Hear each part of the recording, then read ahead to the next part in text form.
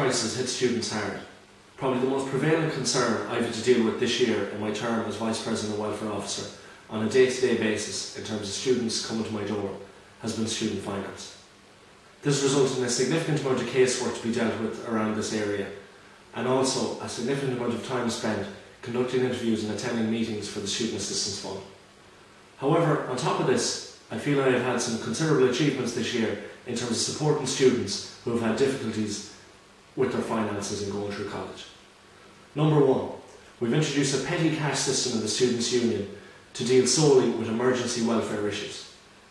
Number two, for the first time ever we've created the GMITSU Student Finance Guide, which includes information on the budget and how it affects students, general student budgeting, grants, assistance funding, mature students information and general tips.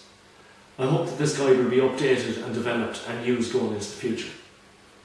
Thirdly, I lobbied college management in order to secure an instalment plan for students who are in severe financial difficulty in terms of the payment of their registration fee. And finally, as part of the Your Future campaign held in January, we distributed information and held talks based on student finance. Going forward, there are several proposals that I have to bring to the table in terms of finance. First of all, in light of the current financial situation and the difficulties that students are having, I propose that I will make a voluntary contribution for the entire academic term, or the entire term of my year as SU President, if elected, of €50 per week to the Student Support Fund from my weekly salary. Secondly, I would propose that all Students' Union accounts should be made available online and in the SU newsletter. We're in tough times, it's your money and you deserve to know how it's being spent.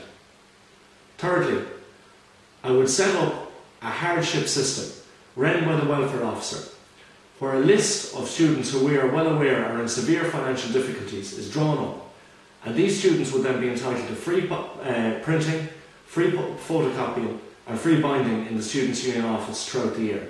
They would also be offered food vouchers on a periodic basis throughout the year.